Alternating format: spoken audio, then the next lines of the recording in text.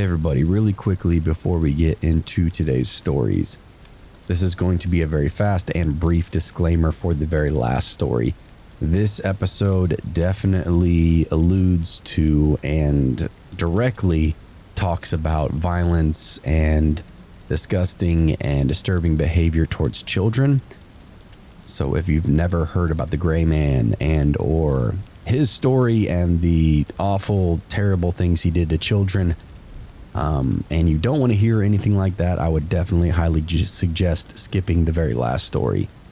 Not something I will frequently do here on this channel. I can honestly say this is only probably the second or the first darkest thing I've ever read on this channel. So again, I know some people wouldn't want to hear that. So if you don't, giving you this heads up now, skip the last story.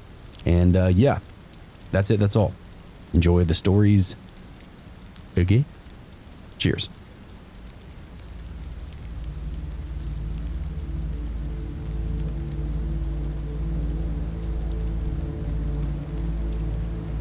I grew up in a small, quiet neighborhood where everybody knew everybody. Our house was tucked away at the end of a cul-de-sac where the yards were wide. The days dragged on forever, especially in that summer heat. It was the kind of place where nothing ever seemed to happen. That was until one day it did. And the thing about it is, looking back now, it was very obvious. Like a slow-moving train you can't stop but can see coming from miles away. My parents still live there, but the place has never felt the same since what happened with Dan. It's like that scene from the Austin Powers movie, where the guy is standing in front of an oncoming steamroller, yelling stop, at the top of his lungs, instead of taking that full 60 seconds he has just to get out of the way. It was an avoidable situation that no one was mature enough to walk away from. Dan was our next door neighbor. From the day he moved in, there was something off about him. He wasn't the kind of guy who caused scenes in public or threw wild parties or anything like that. In fact, he mostly just kept to himself. But it was the way that he kept to himself that gave you chills if you thought too much about it. He always had this hard look in his eyes, the kind of thing that makes you feel like he was sizing you up, deciding if you were worth his time, worth squashing like a bug. Dan was a pretty big guy, probably in his late 40s when we first met him. He had these thick forearms covered in old tattoos that had gone blurry with age, and he always wore the same greasy baseball cap, pulled low over his forehead. I'm assuming this was because Dan was balding. He worked on his house constantly, obsessively. It was like the guy was at war with his property line. He'd mow the lawn 3 times a week, trim his hedges into perfect angular shapes, repaint his garage door every few months. And God forbid you so much as step on his lawn. I learned that one the hard way. I must have been around 10 when we first moved in, and my parents warned me right away. Don't bother Dan, my dad said. He was ex-military, probably dealing with some kind of PTSD. My mom just told me, he's not all there. And yeah, they were right. When they first gave me the lowdown, I had that mental image of Lieutenant Dan from Forrest Gump. I envisioned this tough on the outside, soft on the inside type of guy. Someone that would turn out to be caring, maybe even loving over time. This guy was the exact opposite. Dan had a temper, one that flared up over the dumbest things, like when the paperboy threw his paper onto the edge of Dan's lawn instead of the driveway. Dan came storming out of his house, fists clenched, veins bulging in his neck, and screamed at that poor kid until he was shaking like a leaf. What is your malfunction, piss boy? You like failing at your job? You want to be replaced? You're garbage, son. Always have been, always will be. You come from a long line of failures, don't you? Just a never-ending cycle of dog shit. When you throw the paper to my door, put your goddamn arm into it next time, or I'm gonna throw stones at you, shit ass. We had new paper boys pretty often, and the rest of the neighborhood just kinda had to deal with it. My family got good at dodging Dan, though. My parents and I had this unspoken system. Avoid eye contact, walk around the block if you have to, always be polite but never ever friendly. My dad was the king of smoothing things over when Dan would lose it. He'd just stand there nodding, agreeing with whatever nonsense Dan was spouting out. And somehow it would diffuse it, calm him down. But me, I was just terrified of him. The things got worse, though, when we got Checker. It was the Christmas that I turned 12. I'd been begging my parents for so long for a dog. Checker was a mutt, a little wiry thing with brown and white patches, and the moment I saw him, I knew he was trouble. But I loved him anyway. He had more energy than a tornado, always running, jumping, escaping. No matter what we did, Checker would always find a way to slip out of the yard. We'd patch up the fence, add locks to the gate, and he'd still find some way to wiggle free. When he got bigger, he figured out he could just literally spring over the lower part of it. He was a seriously athletic animal. At first, it was funny, cute even, watching him run circles in the front yard, but then Checker started going over to Dan's house. He'd dart across the street, tear around Dan's perfect lawn, and of course, leave a little present for Dan in the form of a steaming pile of dog poop. This infuriated our neighbor, who would go ballistic at the sight of it if we didn't get it cleaned up immediately. I was pretty vigilant about doing so, but every now and again I'd miss a pile. Dan would have an opportunity to have a complete meltdown. I'll never forget the first time Dan came over to complain to us. It was something like out of a horror movie. The doorbell rang, and when my mom opened it, there he was, standing on the porch with a look that could melt steel. His face was flush red. He was holding a shovel in one hand, and at the end of it, a pile of dog crap. "This yours?" he growled to my mom.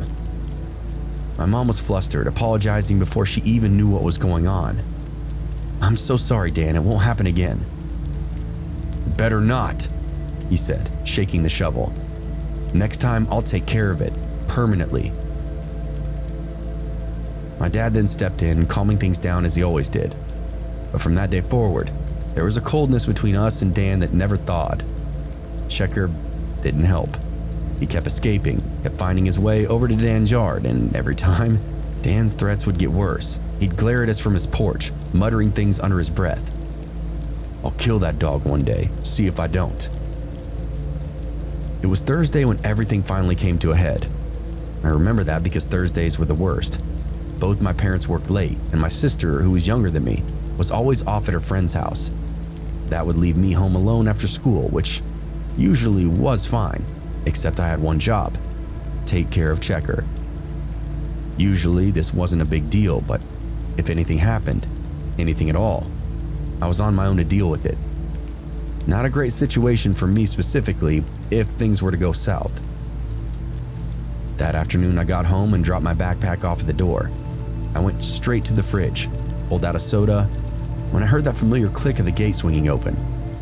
I froze, knowing exactly what had just happened. Checker. I rushed to the window and sure enough, there he was, sprinting down the street, just like he'd been freed from prison. Panic surged through me like a fork in a toaster. Without thinking, I quickly bolted outside, yelling, "Checker! Checker, get back here! Get back here now!" But he didn't listen. He never did. He took off like a torpedo, straight into Dan's yard. My heart sinking as I ran after him. Dan's truck wasn't in the driveway, and for a brief moment, I thought I might be in the clear. Maybe he wasn't home. Maybe I could grab Checker and get the hell out of there before Dan would notice. It was really my only option, as letting the dog rip around his yard would lead to a headbutting match of some kind. "I got a treat for you," I hollered out, to no reaction. I ran into the yard breathless and spotted Checker sniffing around one of Dan's meticulously trimmed bushes. "Come on, boy," I whispered, creeping closer. "Let's go home." I was just about to grab him when I heard it, the low, mechanical hum of the garage door opening. I froze. Gotta be kidding me. My worst nightmare, and almost certainly how I would die. I imagined Dan just shooting me on sight, right in the back of the head. The door slowly rose, revealing Dan's truck parked inside. And there, standing in the doorway that led from the garage to the house, was Dan. He had his hand on the doorknob, a smirk playing at the corner of his lips. "What you doing on my property, kid?" he said. I'm just getting my dog," I stammered out. "Your dog, huh?" Dan's eyes flicked to Checker, who was oblivious to the danger that he was currently in. "That little mutt of yours has been crapping all over my yard for 19 months straight." I'm sorry, I whispered. I promise it won't happen again. Oh, I know it won't. Dan's smirk widened. I got the solution right here. Before I could respond, Dan opened up the door and out came the biggest, meanest Doberman I'd ever seen in my life. The dog snarled, its black coat gleaming, muscles rippling as it stalked toward me and my dog Checker. It had 20 pounds on Checker easily, a true monster of an animal. "Meet Spike," Dan said. I didn't wait to see what happened next. I just yelled out for Checker to run, sprinting for the fence. Checker yelped and darted after me, but that Doberman was fast, faster than either of us. It lunged at Checker, knocking him aside like he was nothing more than a chew toy. I heard Checker's whimper of pain, but I couldn't stop. I had to get away. I vaulted over the fence, landing hard on the other side, slamming the gate behind me. I turned just in time to see Dan at the edge of his yard, laughing. He was actually laughing, and there in the grass, Spike had Checker pinned, his massive jaws snapping at my dog's neck. I couldn't breathe, I couldn't think. All I knew was I had to save Checker. My hands were shaking as I grabbed the phone and dialed my dad's number. I blurted out the whole story in a rush. "Dad, please come home. Dan's dog is attacking Checker." "I'm on my way," Dad said. "Stay inside." I couldn't stay inside though. I couldn't just watch. I grabbed my old hockey stick from the closet, charged back outside, heart pounding, legs trembling. Checker was still fighting, but he was losing. The Doberman was big, too strong. "Get him off!" I screamed, swinging the stick with all my might. The stick connected with Spike's side, and the Doberman yelped, but did not let go. I swung again, harder this time, and finally the dog released its grip on Checker. My dog scrambled to his feet, limping and bleeding, but alive. Spike drove back in, but Checker was ready this time, aware of the danger. My dog angled and countered, biting Spike on the side of his snout. I followed with a windmill of wax of my own, right between that stupid thing's eyes. For a moment, it looked like we might actually make it. We fought back and forth with the animal, while our neighbor just sat and laughed, cheering his dog on. Eventually, we all got exhausted, and it was our opportunity to retreat back to the house. Checker and I slowly backed away, the Doberman still snarling, but at a distance now. Then I heard the sound of tires screeching. My dad's truck roared into the driveway. He leapt out, fury written all over his face, and in his hand, he held a gun. I knew my dad packed heat in the car, but I'd never seen him handle it so casually in any kind of capacity. To see him flash it and point the barrel right in Dan's face, it was amazing. He never said a word as he marched across the yard, his eyes locked onto the neighbor. Dan stood there, arms crossed, that same smirk still on his face, as if this whole thing was some kind of game to him. But when my dad leveled the gun at him, that smile wavered, just a little. "What are you gonna do, Mike?" Dan sneered, trying to sound tough but failing. "Shoot me over a dog?" My dad didn't blink, he didn't even hesitate. "Yes," was all he said, his voice like ice. "And then I'll shoot your dog. It'll be that simple." He pulled the hammer back and then feathered the trigger with his finger. Dan flinched, and all the energy deflated out of the area. "This isn't over a dog. This is over you, my boy. My son is home alone, gets attacked by you and that fucking thing you call a dog. I'd be doing the whole community a favor if I blew you away right now." The silence that followed was thick enough to choke on. For a second, I thought Dan might actually call my dad's bluff, might push him to see what would happen next. But then in a low whistle, Dan called his Doberman back, tail between his legs, and slunk over to Dan's side. "You're crazy," Dan muttered. But there was a flicker of fear in his eyes now. He was not laughing anymore. "I'm not the one who let my dog try to kill a kid's pet," my dad said, dead calm. "Next time, it won't be nicely. I will put this thing in your face again." Dan stood there for a moment glaring back at us, his hands balled into fists at his side, and then without another word, he turned and walked back into his house, dragging Spike along with him. The garage door slowly rambled shut, sealing them both away. I stood there shaking, clutching the hockey stick like a lifeline, my eyes darting between my dad and the house next door. Checker was lying in the grass, whimpering softly, blood staining his fur. My dad holstered the gun and then knelt down beside Checker, running his hands gently over my dog's trembling body. "Let's get him inside," he said quietly. We carried Checker into the house and I sat there beside him on the floor while my dad cleaned his wounds. Checker was banged up, but most of his wounds were superficial. The whole time my dad didn't really say much, he didn't have to. The weight of what had just happened was heavy enough. That night as I lay in bed, staring up at my ceiling, I couldn't stop thinking about the look on Dan's face when he let Spike loose. The way his eyes just gleamed with that sick pleasure, like he wanted to see what would happen next. Like he'd almost been waiting for this moment, for the chance to hurt somebody, to hurt us. And then it hit me that Dan wasn't just some cranky old man with a temper. He was dangerous, truly dangerous. And we had to live next door to him. The days that followed were pretty tense. We kept Checker inside, only letting him out to the backyard when we were there to watch him. And Dan, he pretty much stayed on his side of the fence, but every now and again, I'd catch him watching us from his front porch, his eyes dark and calculating, like he was waiting for the next time that we'd slip up, the next time that Checker would get loose. That day never came though.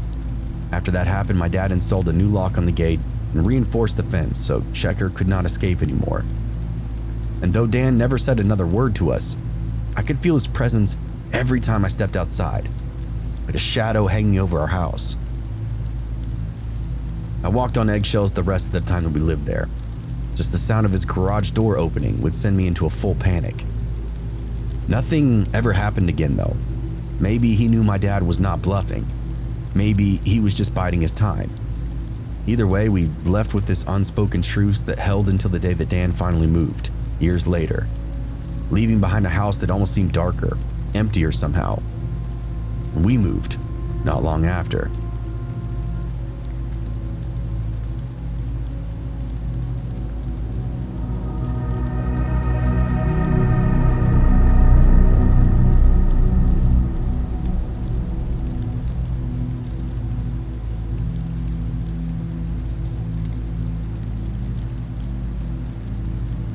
Looking back, I realized there were signs from the beginning, subtle cues that something was wrong. But at 14, I didn't really have that kind of intuition that comes with time and experience. I was a freshman in high school, still adjusting to new teachers, new routines, and a new bus route that took me home along a different street that I was completely used to. My house hadn't changed. It was the same one I'd lived in all my life. A quiet place with familiar neighbors, the kind who would smile politely but didn't pry into each other's businesses. But as soon as I started walking the new route, I began noticing something odd. You see, I was a freshman that year, which meant I'd switched schools, so my new bus route went through an entirely different part of town. Even my new bus stop was different. I'd always been making the same walk, navigating the same neighborhoods for the last few years. There's this man that I'd never seen before. His house sat on a corner where the bus dropped me off. The first time I noticed him, he was in his garage working on a lawnmower. His head was down, his face was hidden underneath his dirty baseball cap. But the second I approached, he looked up. His eyes followed me, too closely. It was as if he was watching me pass by, studying me. The way his gaze lingered, almost possessive, made my stomach tighten with discomfort. I brushed it off as my imagination though, convincing myself it's just a random guy with nothing better to do. People watching, right? Everybody does that. I started taking that route every day. It was the quickest way home. I'd ride the bus for 10 minutes, get off at this little intersection in the back roads, and then walk another 10 minutes home. Unless I had plans like going over to somebody's house, I like to just hustle home, get my homework done, and then chill on the couch. Walking past that weirdo, unfortunately, was the quickest way to freedom. It wasn't long before I would realize that this guy was always there. Same spot, same garage, Every day, his eyes would find me. He never waved, he never said hello, just stared. At first, I tried to ignore it, keep my head down myself, gripping the straps of my backpack so tightly my knuckles would turn white, willing my legs to move faster and faster. I told myself it didn't matter. I didn't know him, he didn't know me. But deep down, the unease was growing. And it wasn't just the staring. Soon enough, it was the things that he'd say to me. "Hey, sweetheart," he called out one afternoon, halfway through the school year. "Looking good today." I didn't respond. I kept my pace steady and eyes fixed on the sidewalk ahead of me. Those words slithered into my ears like poison, turning my insides cold. The hell is this guy? And why is he talking to me like that? I didn't know what to do, and I didn't want to make a scene, but each day would get worse. His comments grew more vulgar, more suggestive, his grin wider, more menacing. It was as though he was enjoying the power he currently had over me. The way his words would make me recoil. "God, those jeans are something fierce. You look like that, Lord knows what your mother's got going on. Let me help you with your homework, little girl. You look tired, sweetheart. Come on in. I got something in the garage that'll cheer you up. Don't be shy. Hey, you little shit. Just because you're fine don't mean you can be a bitch. Look at me." This was the kind of escalation that I saw over weeks and weeks. He started to get closer too, coming out of the garage like a monster out of a cave. He was truly unsightly too. He had this weathered skin, completely sunburned, pocked face and veiny nose. He had the watery eyes of a drunk. I could feel his eyes burning into my back, and the longer I walked, the more suffocated I would feel. It was like his presence clung to me, followed me all the way home, and lingered long after I'd closed that front door behind me. Every night when I lie in bed, I'd replay those words, his face. I'd squeeze my eyes shut trying to block out the memory, but it would always creep back in, filling me with dread. I'd yet to tell anybody. What would I even say? He hadn't done anything illegal. It wasn't like he touched me, but God, just the way he looked at me and spoke to me.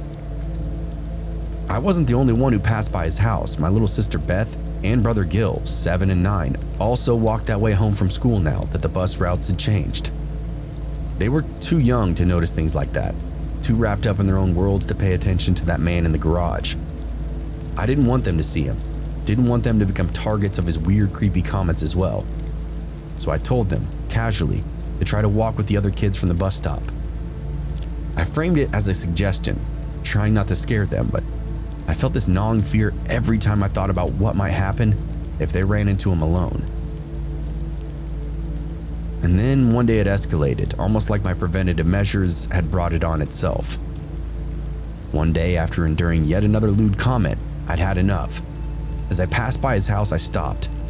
I didn't care that my legs felt like jelly or my heart was trying to escape my chest. I turned around and stared him down. His grin widened, as if he knew I wouldn't do anything. And he was wrong. "If you say one more word to me," I said as clear as I could, "I'm calling the cops." For a second, his face changed, contorting into something darker and angrier. And then, just as quickly, he smiled again, like he owned me. Without another word, he reached up and pulled the garage door down, the metallic screech of it slamming shut echoing down the street, and I just stood there, frozen, listening to my own heartbeat thudding in my ears. I don't know what I expected, but it wasn't that. He wasn't playing games. This was a power trip for him, and I knew in that moment that he was never going to stop. When I got home, I finally broke down and told my parents everything. The way he stared at me, the disgusting things that he would say to me, the way he would try to lure me into his garage. My dad's face went red with anger, and for a second, I thought he might march right over there and knock the guy out, but Mom stopped him, her voice calm but firm. "We'll call the police," she said. "We'll let them handle it." The police did come, but it was a short visit, and according to them, there wasn't much they could do. He hadn't broken any laws. No physical contact, no threats of violence, just creepy words. My parents were livid, but there was literally nothing to be done. I felt powerless, like the man was untouchable, and it only made my anxiety worse. I couldn't even walk past his house without my skin crawling, knowing he was probably behind that garage door, waiting for me. "And he lives down on the corner?" the cop asked, looking over his notepad. "Yeah, it's a big yellow house by the bus stop." "Yeah, that's Daryl. Guy's been on our radar for over 2 years, but he's never crossed the line enough to warrant a trip to the police station. He's got a long history of being a weirdo." This was unbelievable, and the last thing my family wanted to hear. That guy essentially had a free pass to do whatever the hell he wanted, from what I was hearing. He knew the loopholes, just enough to be able to do and say all kinds of crazy stuff to kids that just happened by his property. The cops left and my family was out of options. Then came the day that everything changed even more. I got home from school and immediately sensed something was wrong. The house was too loud, too tense. In the kitchen, my little brother and sister sat at the table, both of them crying, both of their faces pale. My parents were on the phone with the police again, but this time, there was a difference. This time, Beth and Gil had encountered him. Like I said earlier, they were let out of school an hour before I was, so they went by his house on their own. "He tried to get us to go into his garage," Beth sobbed. "He said he'd show us something cool," Gil added.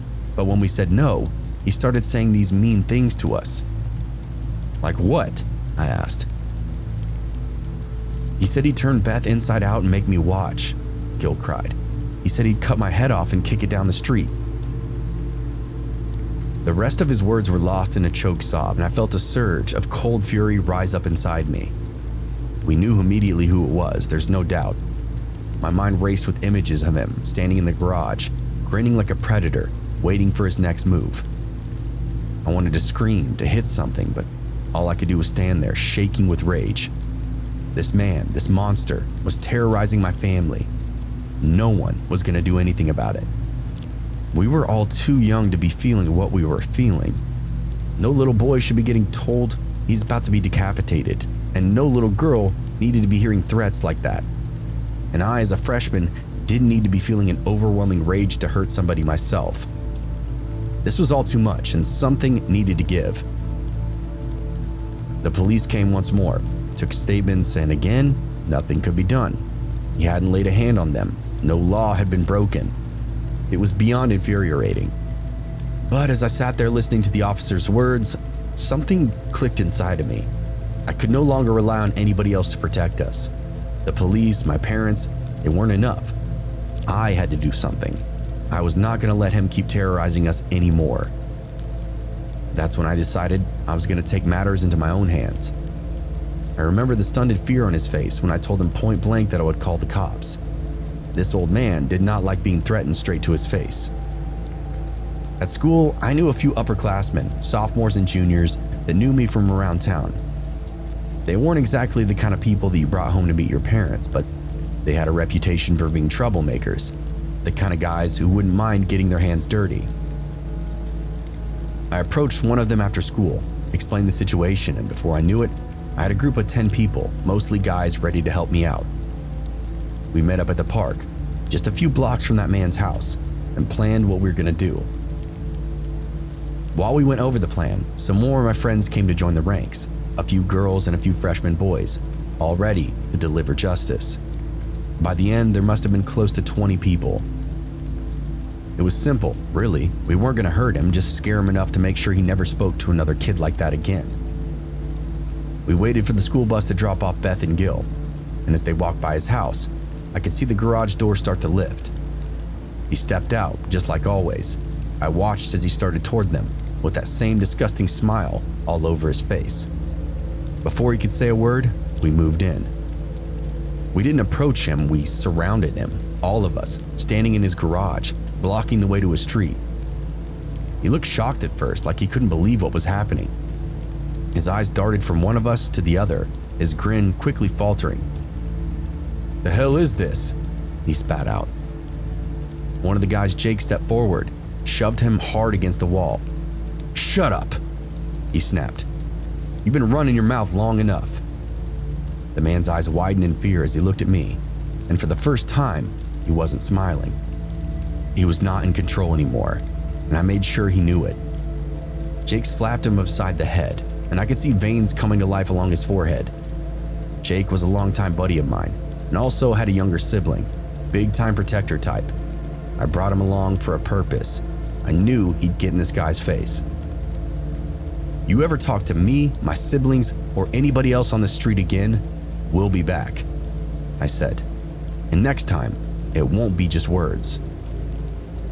That right, you kids got something for me, he shot back. Jack and another guy bounced that old man off the wall like a basketball, slapped him a couple of times, and issued a few threats. Yeah, that is right, we all said. He did not respond. He stood there fuming as we filed out of the garage one by one. When I looked back at him one last time, he was ghost white and shaking his head. That's how it ended that day. I never saw him again. That garage stayed closed, and the man became a ghost inside our neighborhood. He moved away a few years later, but until that happened, he was just a phantom at the end of the street, a voice we'd hear sometimes coming from his backyard. Other kids would mention him as high school went on, but it wasn't a problem for me or my family ever again.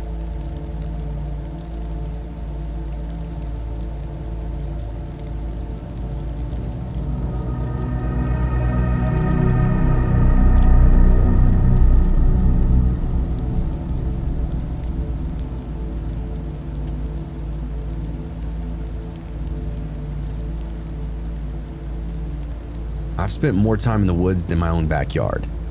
Growing up with Seth as my best friend made it easy to escape the daily grind of chores and schoolwork by simply disappearing into the wild behind our houses. We started exploring the forest when we were 4th grade, and for us, the woods weren't just trees and trails. They were just adventure waiting to unfold, something untouched, raw. Every weekend, we'd grab our bikes, stuff some snacks into our backpacks, and head out for hours at a stretch. Seth, I'll admit, had always been the more adventurous one. He was the kind of kid who didn't mind getting dirty or scratched up. I was more careful, more cautious, but the thrill of discovery always kept me chasing after him, no matter how deep into the woods we would venture. There were these cow ponds out there, old and muddy.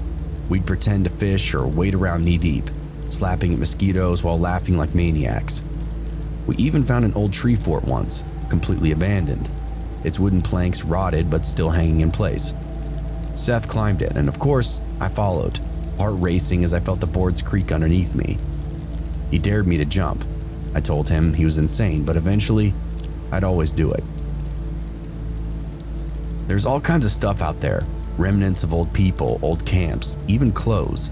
Sometimes the occasional evidence of a party, usually from a long time ago, like some kids back in the 80s or 90s. Stole a 30 rack of beer and drank them all out there on a stump. One time we found a missing person poster for a 14-year-old boy. It was dated 2001. It was deep, deep in the woods, miles away from any trail or road, and it definitely creeped us out. The deeper we explored, the weirder things we would find. Old, rusted-out cars covered in moss and ivy, remnants of some life left behind. We even found a mine shaft, though we didn't dare go near it after Seth threw a rock into it, and we never heard it hit the bottom. That place really gave me the creeps, but Seth, of course, loved it. There's gotta be something cool down there, he'd say. But we both knew it was very dangerous territory. Even at that young age, we could sense something off about it. As we grew older, our adventures only intensified. High school came round, and while most kids were busy joining sports teams or getting into relationships, Seth and I kept exploring. But when my parents surprised me with this small engine dirt bike, that's really when everything changed. Suddenly, we weren't just walking the trails anymore, we were racing through them. Seth was just as excited as I was, even though the bike was mine. My dad taught us how to handle it, watching us practice for hours until we could ride without wiping out every few minutes. Seth got good at it fast, and we started taking turns. One of us would ride off, blazing through the woods, while the other stayed behind, waiting for their turn. It was a game in our heads, making it way more than it needed to be. You see, whoever was on the bike was completing some kind of daring mission, retrieving an artifact or preventing the extinction of an elusive animal, some important crisis of a mission. The other person had had to hang behind and keep the base camp safe. That's what we called our landing spot for the dirt bike. We kept a small gas can, lots of water, snacks, and a hand shovel. All that basic stuff that we might need out there. The camp keeper organized everything, made little blinds out of branches and leaves to keep the camp as hidden and out of sight as possible. This provided security for the mission man when he would return with the dirt bike. It was all fun and games, just something to do so the other person who wasn't riding wasn't bored out of their skull. That bike opened up new territories for us. We'd venture deeper into the forest than ever before, following water systems, dry riverbeds and creeks that would snake through the dense foliage like veins. It felt like we were the first people to ever set foot out there, discovering old campsites and structures long forgotten by the world. One time, we found this half-buried building. It had to be an old hunting cabin that had collapsed on itself. Nothing more than a heap of rotting wood and tin roofing, but it was the dirt bike that really gave us this sense of freedom, of invincibility. At least that's how it felt. If things ever got scary or dangerous, we could blast right out of there at a full 29 miles per hour. One day we decided to explore an area we'd never touched before, what Seth had started calling the backwoods. It was further than we'd ever gone, a wild, overgrown mess of tangled vines and towering trees, and brush so thick you couldn't see 5 feet ahead of you without pushing branches aside. There was a creek that cut through it, but other than that, it was a labyrinth of green. We'd explored out here once before, but because of the overgrown nature of it all, we had to use the dry waterways. We'd encountered a couple of skunks that fateful day and never tried to explore it again, but now that we had this bike, it would be easy work. It was Seth's turn to take the bike first, and I watched him ride off, the engine's whine echoing as he disappeared into the trees. I could still hear the hum for the first 10, maybe 15 minutes, but then nothing, silence. I figured he'd just gone a little further than normal, that he was still exploring, but then 30 minutes passed, and I began to get nervous. The sun was dipping lower, casting long shadows across our makeshift base camp. A little clearing we'd made with a few supplies, and we kept stashed. A couple of water bottles, a helmet, some rope, and a shovel. I made this cool little rock wall with a blind of branches and pine needles along the top. It really was almost like a little outpost. Finally, the sound of the engine cut through the quiet, and Seth came barreling back in the clearing, dirt spraying up behind trees as he screeched to a halt. He killed the engine and pulled off his helmet, and that's when I noticed his face, pale, with eyes wide, like he'd just seen a ghost. He explained why he came firing into camp like a missile. "What's wrong?" I asked, already feeling the unease building up in my chest. Seth didn't answer me right away. He just sat there staring at the ground, breathing hard. Finally, he spoke up. "I found something," he said. "What? What'd you find?"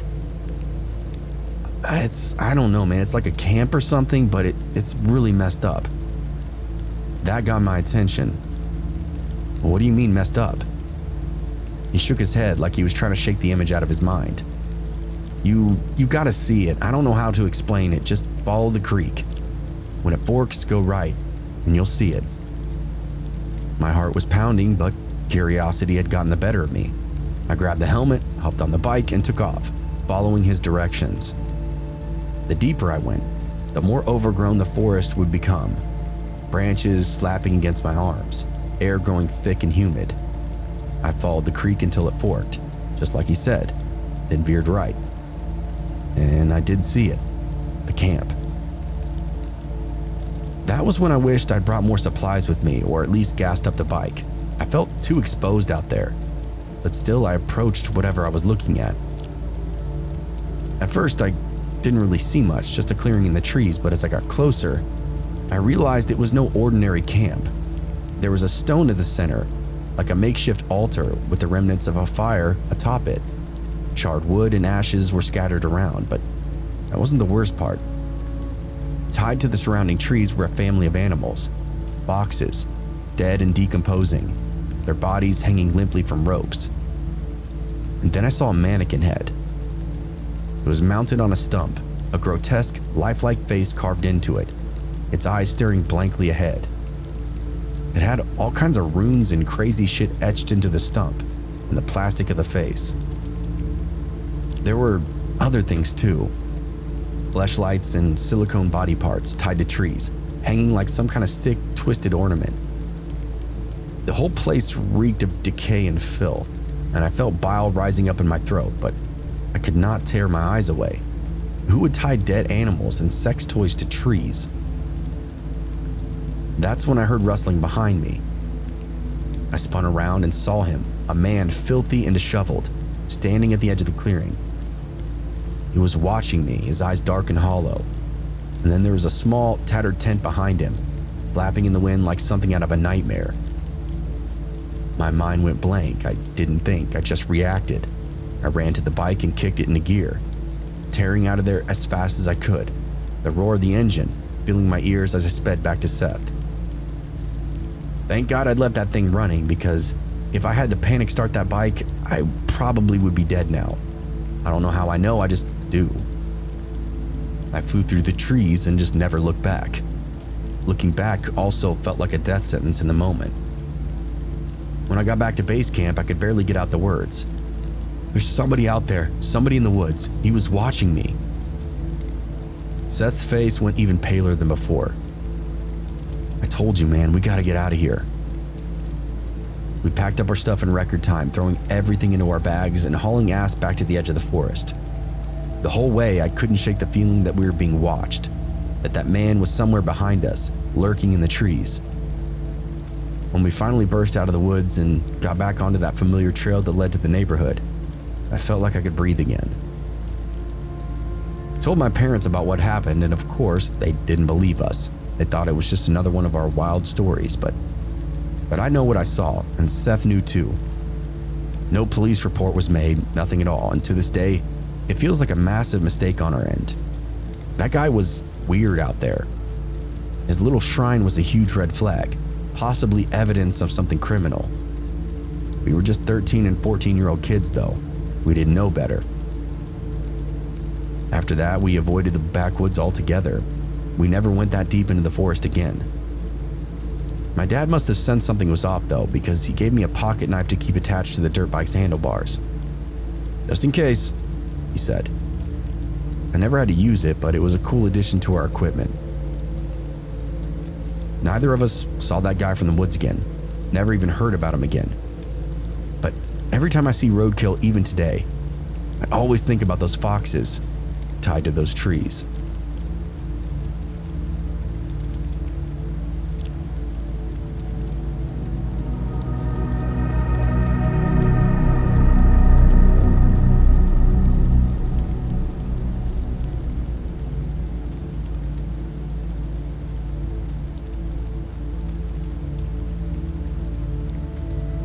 I remember the first day that he came to our door. It was a warm afternoon, the kind that felt lazy, like the sun itself was taking its time to melt over the rooftops. My brother, Edward, had been pacing in the small kitchen, wringing his hands together, all nerves. He'd placed an ad in the newspaper for work, any work really, and today was the day that a man named Frank Howard was coming to meet him. I was only 10 years old, but I remember feeling something strange when Mr. Howard finally arrived. He wasn't really the type of man you'd expect to come calling about a job.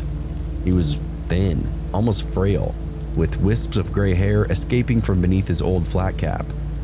His suit, though neat, looked a little too large for him, as if it had been made for somebody else with broader shoulders and more substance.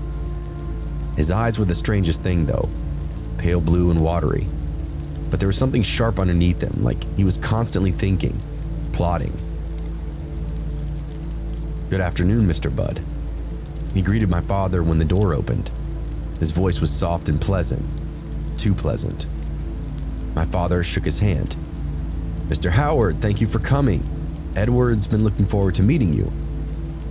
Edward then stepped forward, and I remember thinking how much taller he was than this man who'd come to whisk him away to farm in the countryside. Mr. Howard barely glanced at my brother, though. He smiled, nodded as if going through the motions. But his eyes fell on me, and they stayed there. I was sitting in the wooden chair, half hidden behind the kitchen table, trying not to be noticed, as kids often do. But when those pale eyes found me, they seemed to pin me almost in place. I shifted uncomfortably, feeling almost like a bug under glass. He did not stop staring. "This must be Grace," he said softly, still watching me. I looked at my brother, unsure if I should answer him. "Yes, that's my little sister," he said. "She's a bit shy." Mr. Howard smiled wider at that. It wasn't a kind smile. It stretched too far across his face, a tightness pulling at his lips. "Shy girls are the best. You know, I have a niece her age, just about 10. Is that right?" I nodded, my mouth dry. I wanted to disappear underneath the table. Something about him made my skin crawl, though I couldn't explain why at the time. He then turned his attention back to my brother, finally breaking that uncomfortable stare, and spoke of the farm, the rolling fields, the quiet life away from the city. He said Edward would fit right in. He'd be paid well, housed comfortably. But every few moments his eyes would flick back to me. That conversation felt like it went on for hours and hours. Edward asked questions, my father just nodding along, but I was still frozen.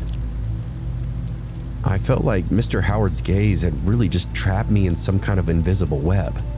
I would constantly shift in my seat, trying to ignore the way the hair on my arms just stood on end every single time his eyes would land on me. Eventually, Mr. Howard cleared his throat and adjusted his cap. "I'm terribly sorry, but I've forgotten. My niece's birthday is today. She's quite close to Grace's age. I'd hate to disappoint her. I wonder, perhaps Grace could come along with me, meet some girls of her own age, enjoy a party for herself." I blinked, confused, as did my father. I'd never heard of such a request before, but Mr. Howard was all smiles, all charm. His voice was sweet, like the lullaby meant to ease you into trusting him. "Oh, I don't know about that," my mother said, stepping in from the next room. "She's awfully young to be off without us." "It would just be for a few hours," Mr. Howard assured her. "I'd have her back before sundown. The girls would be so thrilled to meet somebody new."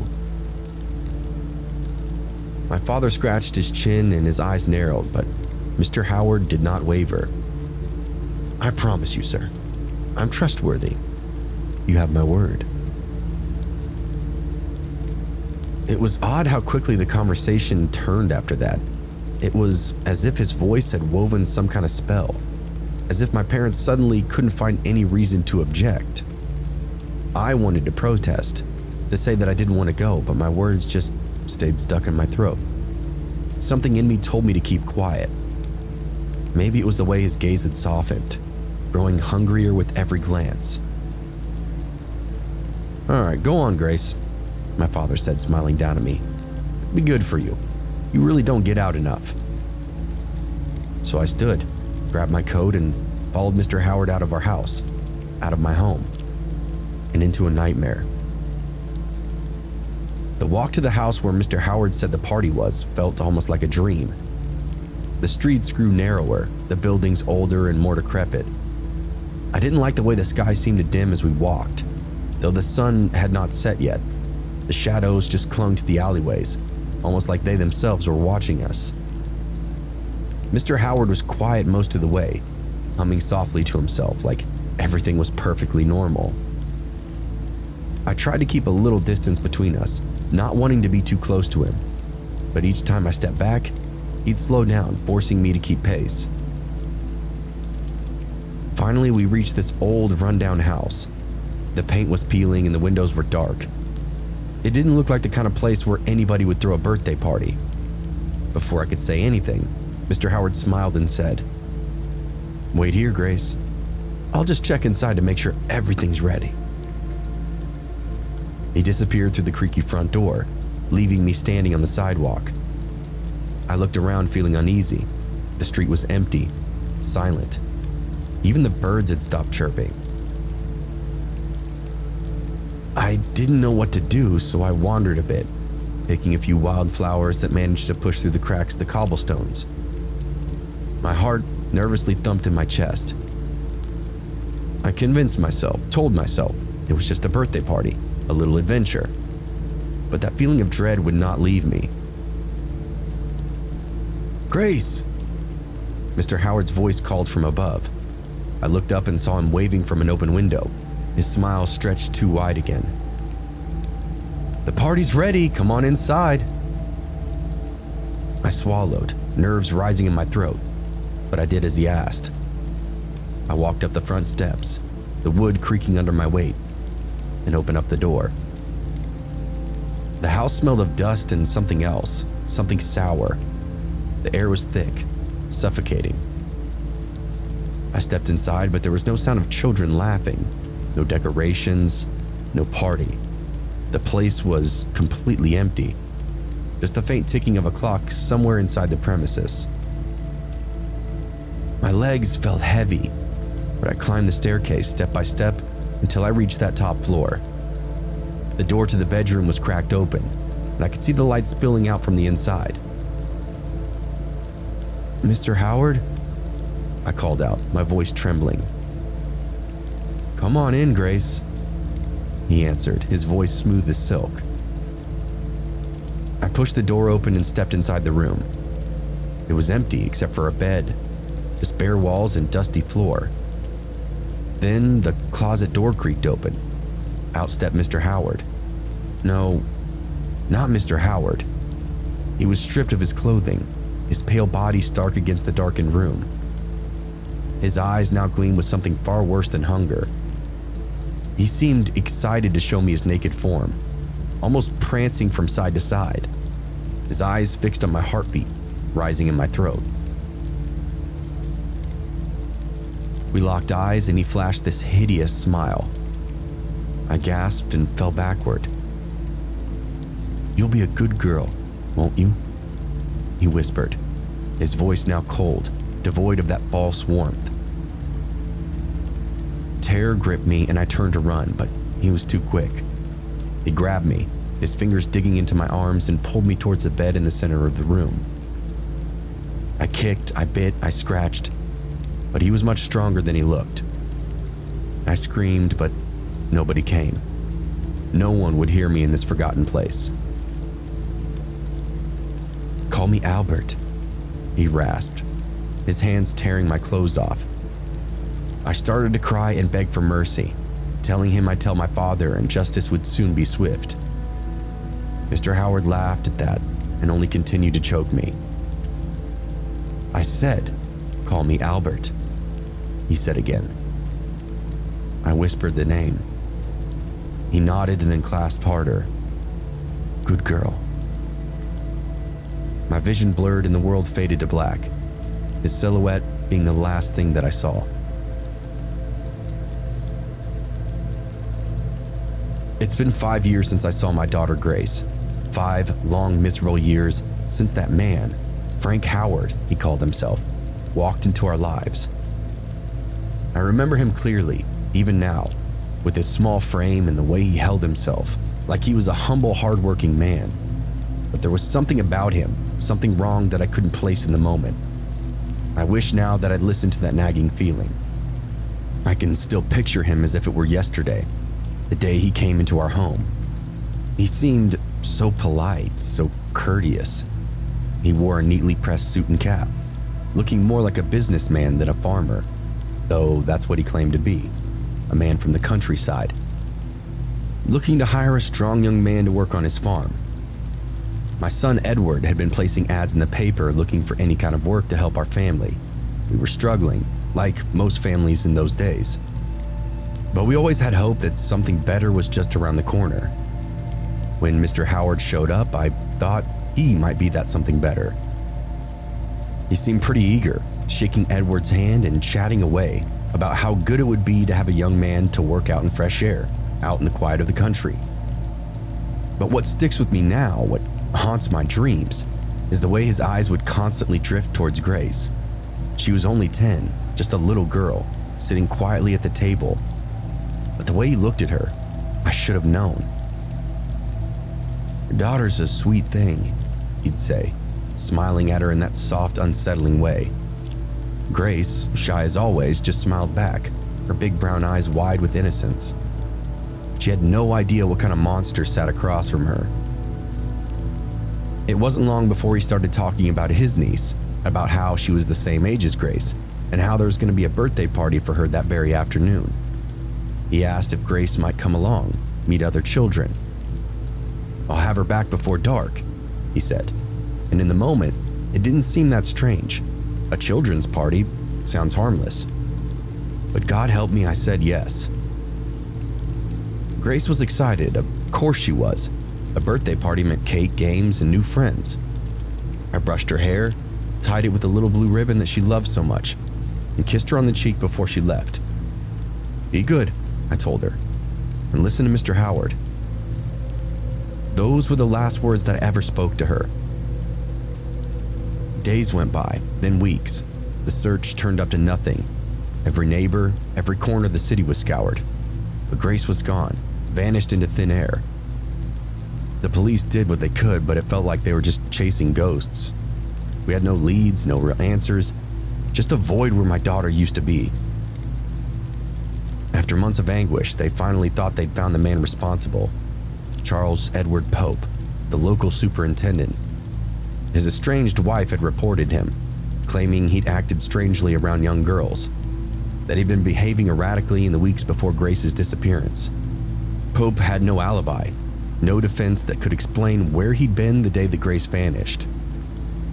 They arrested him, they tried him, and for a while, I thought he might really be the one. But it wasn't him. He was released without charges a year and a half later. Another dead end. Then, 5 years after that wretched day, a letter arrived. I remember the moment I held it in my hands. Heavy, ominous. The paper felt too thick, the ink too black. I couldn't read it myself, illiterate as I was. I had no choice but to ask Edward to read it aloud. The moment the words left his mouth, my blood ran cold. My dear Mrs. Budd, in 1894, a friend of mine shipped a deckhand on the steamer Tacoma, Captain John Davis. They sailed from San Francisco for Hong Kong, China. On arriving there, he and 2 others went ashore and got drunk. When they returned, the boat was gone. At that time, there was a famine in China. Meat of any kind was $1 to $3 a pound. So great was the suffering among the very poor people that all the children under 12 were sold for food in order to keep others from starving. A boy or girl under 14 was not safe in the street. You could go in any shop and ask for steak, chops, or stew meat. Part of the naked body of a boy or girl would be brought out, and just what you wanted would be cut from it. A boy or girl's behind, which is the sweetest part of the body, was sold as veal cutlet, and it brought the highest price. John stayed so long, he acquired the taste for human flesh. On his return to New York, he stole 2 boys, one 7 and one 11. He took them to his home, stripped them naked, and tied them up in a closet, then burned everything they had on. Several times every day and night, he spanked them, tortured them, to make their meat good and tender. First, he killed the 11-year-old boy because he had the largest behind, and of course, the most meat on it. Every part of his body was cooked and eaten, except the head, bones, and guts. He was roasted in the oven, boiled, broiled, fried, and stewed. The little boy was next and went the same way. At that time, he was living at 409 East 100th Street, near Right Side. He told me so often how human flesh was so good. I made up my mind to taste it myself. The letter was vile, godless by all accounts. The man who wrote it described horrors, unspeakable things about children being sold as food during the famine in China.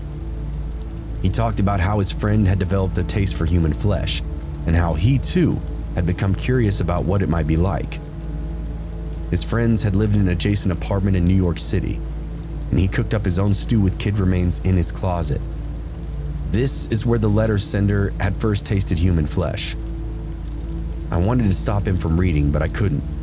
Something inside told me that I had to hear the rest. I had to know. Edward's voice shook as he continued. I could see the color draining from his face as he continued to read. On Sunday, June the 3rd, 1928, I called on you at 406 West 15th Street. Brought you pot cheese, strawberries. We had lunch. Grace sat in my lap and kissed me. I made up my mind to eat her. On the pretense of taking her to a party, you said yes, she could go. I took her to an empty house in Westchester. I'd already picked it out. When we got there, I told her to remain outside. She picked wildflowers. I went upstairs and stripped off all my clothes. I knew if I did not, I would get blood on them. The letter went on, detailing in grotesque, horrific detail about how this man, this monster, had taken my daughter, how he lured her into an empty house under the pretense of a birthday party, how he stripped her, tortured her, and choked her to death, and then how he'd eaten her. My body felt numb as Edward read those final words. The world around me seemed to dim, collapse inward as the truth sank in. Mr. Howard, Frank Howard, was not the kindly old farmer that he claimed to be. His real name was Albert Fish. He was a man far worse than anything I could have ever imagined. He had my Grace, and he'd done things to her that I couldn't even comprehend. The letter described how he dismembered her body, how he'd taken her flesh back to his rooms, and how he'd eaten her over the course of 9 days. 9 days, Edward whispered, his voice trembling. He ate her. When all was ready, I went to the window and called her. Then I hid in a closet until she was in the room. When she saw me all naked, she began to cry and tried to run downstairs. I grabbed her, and she said she would tell her mama. First, I stripped her. How did she kick, bite, and scratch? Then I choked her to death, cut her into small pieces so I could take my meat to the rooms, cook it, and eat it. How sweet and tender her behind was, roasted in the oven. It took me 9 days to eat her entire body. I did not violate her, though. I could have, and I wish I had. She died a virgin. My stomach churned, bile rising up in my throat. I could not move. I could not speak. All I could do was sit there, numb, as the weight of the horror crushed down around me. I took the letter to the police. I didn't know what else to do. They launched an investigation immediately, tracing the stationery paper that had been written on. It was marked with this distinctive hexagonal emblem, the letters NYPCBA arranged around it, belonging to a private club. It was a lead, at least, a thread to pull at. That thread eventually led them to a janitor who worked at the club, a man who had borrowed some of the stationery but left it behind when he moved out of his old address. That address had just been rented to a man named Albert Fish. When they arrested him, he confessed to everything, not just Grace's murder, but others as well. He claimed to have killed and eaten at least dozens of children, perhaps as many as 100. He was a true monster, a man devoid of any humanity. During the trial, I sat in the courtroom unable to look at him, unable to face a man who had taken my little girl. They called him the Gray Man, and it was fitting. His skin had that sickly ashen hue, like the life had drained out of him long ago. He just sat there, calm and composed, as they detailed his crimes, as they talked about what he'd done to my Grace. I couldn't bear it. I thought his execution, his death in the electric chair would bring me peace, but in the end, the nightmares would consume my life. Nothing else could erase what had happened. I thought his execution, his death in the electric chair, would bring me peace, would end the nightmare that had consumed my life, but it did not. Nothing could erase what happened, what I let happen when I agreed to let Grace go with that terrible man. Every night I still see her in my dreams. Every night I relive the moment I let her walk out that door, smiling and innocent, the monster at her side. I hear her laughter. I see her running through the house. And then I see him standing there, watching her with those cold, dead eyes. The minute I took the case of Grace Budd's disappearance, I knew it wasn't going to be anything straightforward. They assigned me as the lead investigator, and I was haunted by the feeling that I just wasn't prepared for what I was about to take on. Grace, a 10-year-old girl, had simply vanished one day in June of 1928. The last anybody saw of her, she was walking out the door of her family's home on 406 West 15th Street, holding the hand of an older man who called himself Frank Howard. The Budds had trusted Howard, or at least they had no reason not to. He had come to them with the promise of offering their eldest son, Edward, a job at his farm upstate. He was soft-spoken, kind even, brought strawberries and pot cheese for lunch that day. He seemed to know how to put the Budds at ease, talking about his farm, how they'd live cozy in this little house on his land. It seemed a godsend for Edward to work and help support the family. But when Howard asked if Grace could come along to his niece's birthday party in the country, that's when things took a turn. Grace never came home. Frank Howard disappeared into thin air, and all that remained was the devastating silence of an empty room, broken only by the wails of her broken-hearted mother, Delilah Budd. I'll be honest, when I first took on the case, I didn't even know where to begin. The man had left no trace, no farm, no family, not even a record of a Frank Howard existing anywhere in New York City. I felt like I was chasing a ghost. Days turned to months, months turned to years. We had no leads, no clues, and as far as the world was concerned, Grace Budd had been swallowed by the city, another missing child lost to the shadows.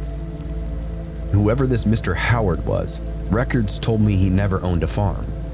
I imagined some flavor of vagrant, a drifter with impeccable charm, a harmless demeanor, and a perfect script of lies and meaningless backstory to help him vanish much like his victim. I greatly desired to speak with Mr. Howard, just to make him sweat, if nothing else. I couldn't let it go though, something about this man, Frank Howard, it just gnawed at me. I kept thinking about his fearlessness, the way he slipped into their lives like he belonged there, like he knew how to manipulate every single person inside that room. And it worked. He walked right out of their lives, taking Grace along with him.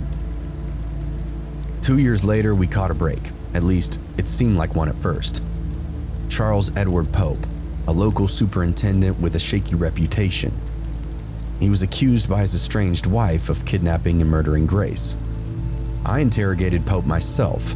He was a nervous wreck, sweating through his shirt, shaking like an October leaf. His alibi was weak, and for a moment, I thought we might have the guy. But something didn't sit right. His story did not line up with what little we knew. After months of questioning, Pope was released. There was nothing, absolutely nothing to pin on him. He was a strange man, but Mr. Pope was no killer. The case then went cold again. Every night I went home feeling the weight of failure pressing in on my chest, knowing a little girl was dead and some lunatic was walking free. 5 years passed in angry silence. Then, in November of 1934, everything changed. It was a cold morning when I got the call. Delilah Budd had received a letter. I rushed over, unsure of what to expect. Delilah was beside herself, sitting at the kitchen table with trembling hands, as her son Edward had read through the letter. It was long, rambling, and utterly grotesque. It did begin innocently enough, speaking of famine in China and children being sold for food. But then it spiraled into something far darker. The writer described in excruciating detail how he had lured Grace Budd away that day, how he had taken her to an abandoned house, stripped her and murdered her. He spoke of cooking her flesh, eating it piece by piece over the course of 9 days. The depravity in the letter was unlike anything I'd ever encountered before. I could barely breathe as Edward finished reading. I took the letter from him, examining every inch of it, and that's when I saw it, the faint imprint at the top corner of the envelope. It was a hexagonal emblem with the letters NYPCBA arranged around it. My pulse quickened. I recognized that acronym immediately. New York Private Chauffeurs Benevolent Association. This was our first real lead in over 5 years. I launched an investigation into that association, starting with the members and employees. That's when we got another break. A janitor came forward, admitting that he had taken some stationery home from the office, but had left it in his old apartment when he moved out. He gave us the address, a place on East 100th Street. We went to the apartment building and questioned the manager. She handed us a list of tenants who had recently stayed there, and one of the names jumped out at me like a slap to the face. Albert Fish. I did my homework on Fish. On the surface, he was this harmless guy, gray-haired old man, a father and grandfather, known to be deeply religious. He could recite scripture like a preacher. But there was something beneath the surface, a darkness that twisted and contorted the man. He had a record, albeit a minor one, mostly petty crimes and just vagrancy. But the more I dug, the more my gut told me that Fish was our guy. He used fake names often, and something in my gut told me that Frank Howard was one of those names. The final piece came together when we discovered that Fish had been receiving checks from his son while staying in that apartment. The manager confirmed the last one had just arrived that morning. We devised a plan to lure Fish back to the apartment, pretending the check had arrived and was waiting for him. I staked out the hallway, pretending to be a resident, watching the door like a hawk. It didn't take long. Albert Fish appeared, his frail frame shuffling towards the mail slot. I approached him slowly, calmly, not wanting to spook him. "Mr. Fish," I said. He looked up at me, his eyes sharp and aware, like those of a cautious animal. "Yes?" "I'm Detective King," I said, showing him my badge. "I'd like you to come with me to the precinct. We have a few questions for you." Fish did not flinch. He smiled, actually smiled, and nodded. "Of course, officer, I'll be right with you." I turned to lead him down the hall, but in an instant I felt a presence behind me. I spun just in time to see the glint of steel, a straight razor rocketing from my throat. Instinct took over. I grabbed his wrist and twisted it, slamming him against the wall. The razor then clattered to the floor, and for a moment, Fish just stared at me, his smile now gone, replaced by something far more sinister, very animalistic. I cuffed him on the spot, heart pounding in my chest. The man I had in front of me wasn't just some old fool. He was a predator, a monster in the skin of an elderly man. Once at the station, Fish didn't even try to deny it. He confessed to everything, and then some. He claimed to have killed over 100 people, children mostly, though he could only confirm a handful. His calmness, his utter lack of remorse, chilled me to the core. As if the confessions weren't horrifying enough, medical examinations revealed that Fish had inserted dozens of needles into his groin, leaving them there for years. He had a paddle with nails driven through it that he used to flagellate himself. This man was beyond sick. He was a walking nightmare. He even admitted to letting children spank him with that paddle. Albert Fish spoke about pain as if it was his only joy. He described the act of inflicting it on others with a reverence that made my skin crawl. "Pain," he said, "is the only thing that makes me feel alive." In the end, Fish was convicted of Grace Budd's murder, though I knew there was countless others, victims lost to the abyss of time and neglect. He went to the electric chair in January 1936, but even that felt like a hollow victory. There is no solace in bringing a man like Albert Fish to justice. The real horror is knowing that he even existed at all. I sometimes wonder if we'll ever truly know how many children he took away from us, how many lives he destroyed. But one thing is for certain, Albert Fish was not a man. He was a monster, born from the darkest recesses of human depravity. And I came face to face with that monster